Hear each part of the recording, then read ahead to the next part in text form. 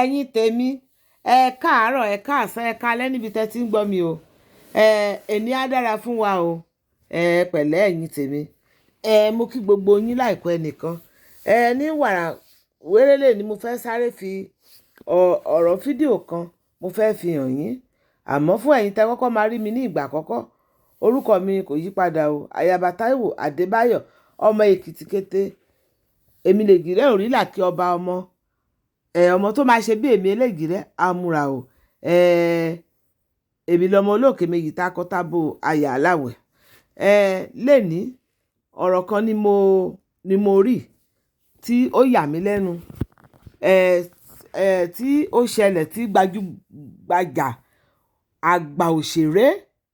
Olaiya Igwe tó sọ nípa gbogbo bí nǹkan ṣe ń lọ ní ilẹ̀ Nàìjíríà yìí ó yà mí lẹ́nu pé irú òṣèré báyìí pé ó lè wà ní ipò ẹni tó ń ṣe irú nǹkan báyìí ẹ jọ̀wọ́ ẹ̀yin tèmi kẹ́ tó bá mi wo fídíò yẹn ẹ má gbàgbé o kẹ́ bá mi láìkì kẹ́ dẹ̀ bá mi share kẹ́ dẹ̀ má bá mi subscribe sí orí ètò wa o lẹ́yìn èyí bí ẹ bá ṣe rí ọ̀rọ̀ náà sí ẹ̀yin tèmi kẹ́ ẹ jẹ́ kí n gbọ́ màá wá gbé fídíò yẹn sí báyìí gbogbo yín ẹ bá mi wò ó ní olóyè ọ̀kúnnù ó ti sọ tiẹ̀ o bẹ́ẹ̀ náà ni olóyè yẹmí ṣọ́ládé òun náà ti sọ tiẹ̀ àwọn méjèèjì yìí wọ́n sọ ọ̀rọ̀ tó dára wọ́n sọ̀rọ̀ pẹ̀lú ìbànújẹ́ ọkàn bí ilẹ̀ orílẹ̀-èdè wa ní nàìjíríà ṣe ń lọ sí a dẹ̀ tún gbọ́ pé àwọn àgbààgbà òṣèré kọ̀ọ̀kan náà wọ́n tún kéde fún ìbò pẹ̀lú gbogbo rẹ̀ náà bá a ṣe ń pariwo lọ́wọ́ yìí àmọ́ báyìí ẹ tún wá bá mi gbọ́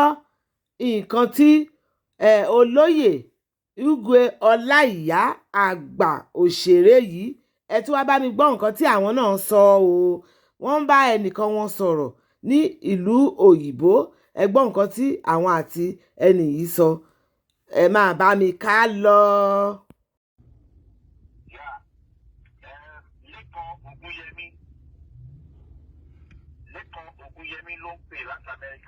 Lẹ́kan Ògúnyẹmí tó wà l'Amẹ́ríkà àbí.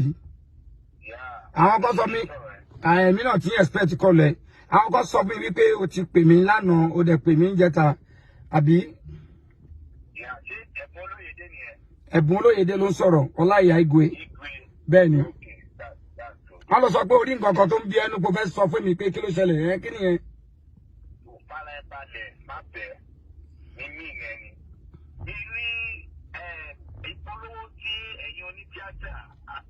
Àti àwọn àgbàlagbà onítíátà Bello tí ò ní ròmí ẹ padà tí a jẹ jíde kò sọkọ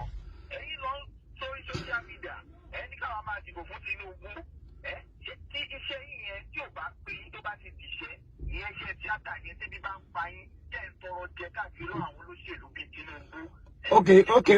Lẹ́kan wait. Ṣé mo rí pé èmi ò ń purọ́ I must sincere with you. Mo ń rìkọ́ọ̀dù ẹni ò torí ńgbà tí wọ́n ti sọ̀rọ̀ fún mi èmi náà ti rẹ́dí ẹ̀ mo ń rìkọ́ọ̀dù ẹ̀ gangan ni tó ti ẹ̀ gbogbo ọ̀rọ̀ tó ń sọ mò ń gbọ́ dáadáa náà dúró ná ńgbà tó oníṣẹ́ mi ò tó mi jẹ mo tọrọ owó lọ́wọ́ ẹ̀ ọjọ́ wo ni mo wá sí Amẹ́ríkà tó fún mi ní nǹkan tí má dágbére fún ẹ pé mo fẹ́ padà sékòó ṣé máa ń gbé fóònù mi mọ́ ó yá wá dúró ìwọ wá ń bú let me tell kí n bẹ sọ̀rọ̀ ìwọ wá sọ̀rọ̀ sí mi àtàwọn ọ̀gá tèmi pé à ń polówó Tinubu jọ tá bá polówó Tinubu kí ló kàn ẹ́ so di ẹ ṣé Àtíkù ní kí n lọ polówó ṣé Haúsá lèmi àwọn Haúsá kan wà tán tẹ̀lé Tinubu fine wọ́n ti rí wípé good aspirant òun ní Tinubu náà ṣe tẹ̀lé let me tell you so àwọn kan náà tún wà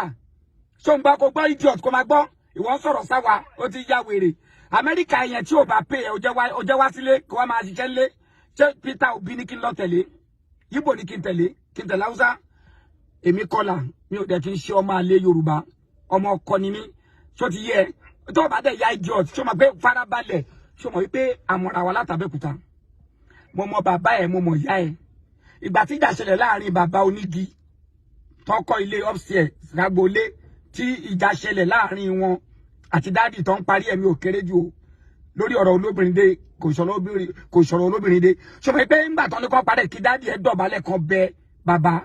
bàbá fi òrùka sí ẹsẹ̀ tán fi tẹ dáàdì ẹ lórí sọ pé bàbá ẹ ráre kù ní ò ní ṣoríire Amẹ́ríkà tó wáyé ò ní wọ́n máa gbókù ẹ̀ wálé ní èmi lòún lálẹ́ àbí.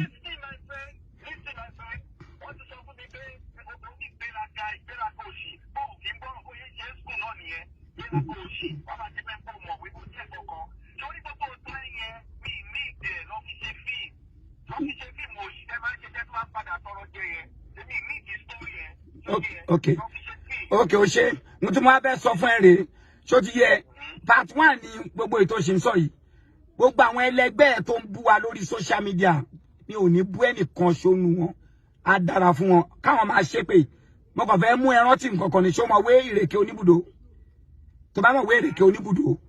tí Akin Ògúngbè fi ṣe fíìmù lọ́dún lọ́hùn wọ́n ṣe bí bíbélì ni bíbélì sọ pé ohun gbogbo ló ní ìgbà àti àkókò wọn kọ bẹ́ẹ̀ ní bíbélì bẹ́ẹ̀ náà ló ṣe wà nú ìwé ìrèké oníbùdó wípé àsìkò èpè àsìkò àdúrà àsìkò èébú tó bá ti tó àsìkò yẹn alágo nú ìwé yẹn pé àsìkò èpè láwa yìí ó àwa náà ti mọ̀ pásìkò èpè láwa ẹ máa ṣe fún wa pọ̀ gbogbo èpè yín pátápátá báwa ṣe rìn tó àdúrà ló jẹ́ à ń fi rẹ́rìn ni ẹni tí òrìṣẹ́ ṣe nílùú òyìnbó nú yín gbogbo yín kọ́ lẹ́pọ̀ nú ọ ẹni tí òrìṣẹ́ ṣe nílùú òyìnbó nú yín òun ló ń sọ̀rọ̀ ṣó ti yé yín Tinubu yẹn làwa máa tẹ̀lé Tinubu yẹn dẹ̀ máa wọlé. Olórí burúkú ni ẹwé farabalẹ̀ èmi ò against Yorùbá nation ṣé ìgbàgbọ́ Yorùbá nation ni wípé àwọn ń tà wọn ọ̀nà àbáyọ tí wọ́n nìyẹn Tinubu lọ́nà àbáyọ tèmi Tinubu ni ọ̀nà àbáyọ tèmi nígbà tèmi ò bá ti dí ọ̀nà àbáyọ tí wọ́n lọ́wọ́ tí mi ò condemn ẹ̀ anybody ò lè condemn ọ̀nà àbáyọ tèmi lẹ́kàn ó ti ya wèrè gbogbo ètò ń sọ yìí Amẹ́ríkà ẹ̀ ló ti mọ ṣó ti yẹ gbogbo òṣì tó ń ṣe yìí anywhere any day anywhere any day Tinubu làwọn máa ṣe tiẹ̀ ṣó ti yẹ okay ó dàbí farabalẹ̀ ìdẹ́mbẹ́ sòdodo ọ̀rọ̀ mo ti sọ pé mò ń rí kọ́ọ̀dù ẹ̀ dáadáa let me tell you lẹ́kàn ṣé mo gbọ́ pé mo sì kì í gbà kan àbó gbọ́. Okay ní the first one tí mo sì kì í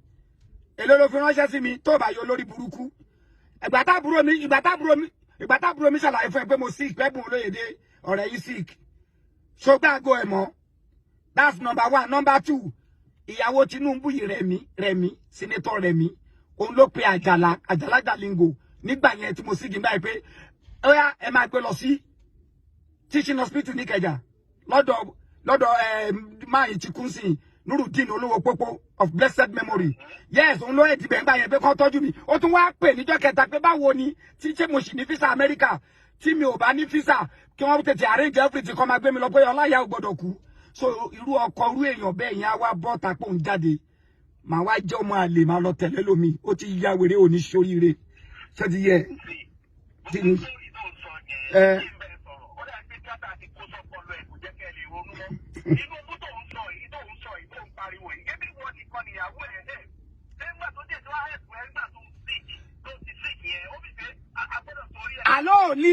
Ali ò ní ọpọlọ so you are not an intelligent person. Let me tell you one thing or there.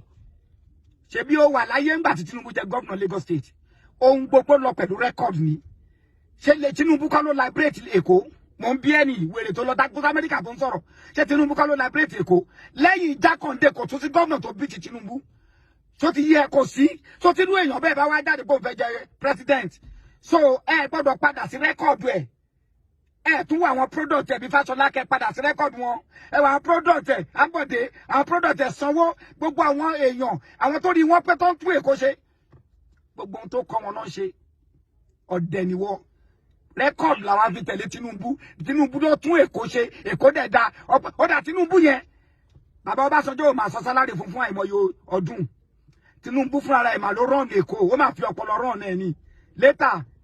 náà ṣe wà bí tọ́gbẹ́ wọn ṣe wá ń consider wọn. Tinubu ìyàwó máa jẹ́ Èkó.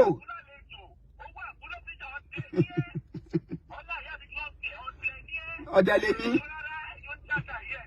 òpùrọ́. Ṣọmọ pa àtọrọ owó jẹ wà bá bọ́bí ẹ̀wọ̀ bí aláwa ò ní bú gbogbo ẹni tó bú mi lórí social media tó bú gbogbo wa lórí nǹkan tá a ṣe á dáa fún wọn. Ẹ jẹ́ kó máa ṣépè torí èpè yẹn ibi táwa rìn dé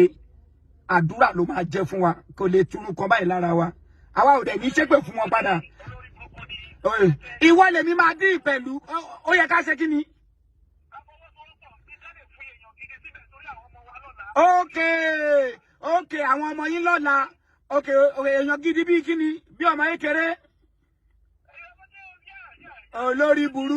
burúkú ni ẹ̀yin gbé tẹ́ǹké náà nìyẹn. Ẹ̀yin gbàgbé ni wípé to rule this nation is not by age,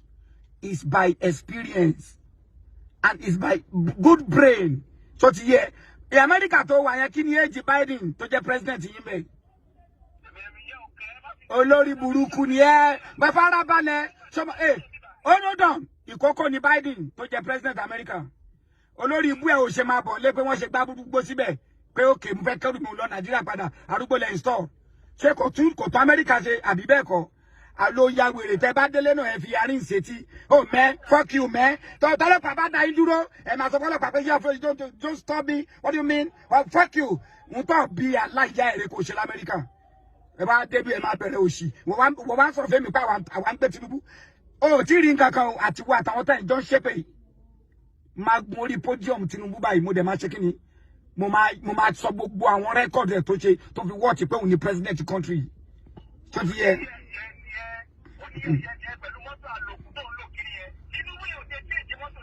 Ó dá ó yá dúró wà fara balẹ̀ wèrè tẹ́nibọ̀dì inú wa bá ti gbó lọ́wọ́ Tinubu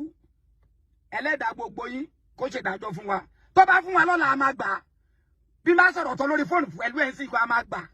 jákè sọ fún ẹ lẹ́kan Ògúnyẹmí ìwọ ni wọn ṣe change mọ́tò tèmi ṣòro tí ni ó gbàgbé kí ló dé tó jọba báyìí ná alára mo rè jẹ nìyẹn ó jọba bẹ́ẹ̀ gan olùkọ́ ti fẹ́ jẹ́ kí n máa sọ̀rọ̀ ságbàlagbà ni wọn ò dẹ̀ kọ́ mi bẹ́ẹ̀ ṣòro tí pé mọ́tò ẹ̀ mo á fi gbé ẹ ní kan bí 2 years ago ńgbà tó wálé briefly tí mo á gbé ẹ tí mo gbé farabalẹ̀ tí mo gbé ẹ lọ sí radinsi tí mo lọ já ẹ síbẹ̀ ṣé o ti gbàgbé that was then ó ṣe sọ bí pé mọ́tò mi yẹn ò dáa kí n má fi gbé ẹ ó ní ṣoríire ó ní rí nǹkan kan mú bọ̀ láti Amẹ́ríkà ìwọ lórí burúkú yìí ìwọ ń sọ̀rọ̀ sáwà ìwọ ló ṣì. Okay.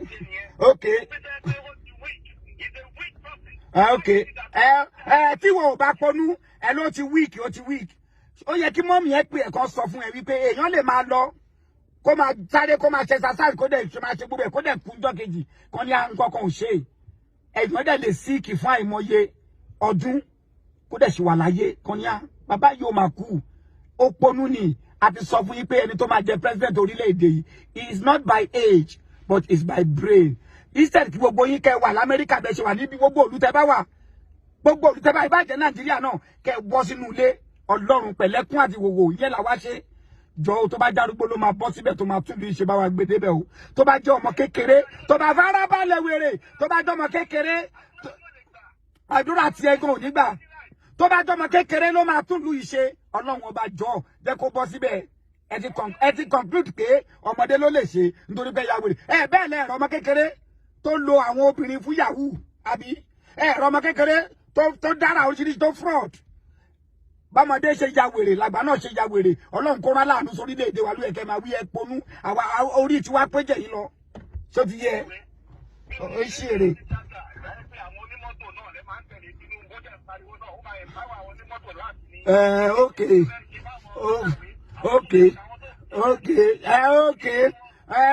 Ẹ̀hún tí ò yé rèé àwọn onímọ́tò tó kú yẹn tó ta sí wọn àbí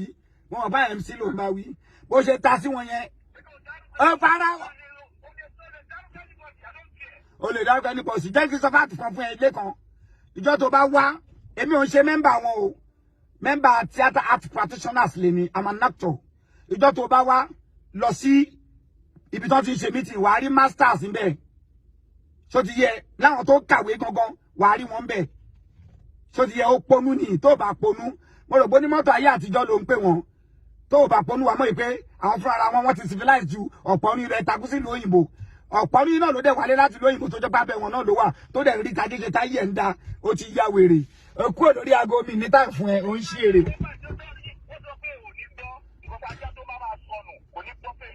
Okay.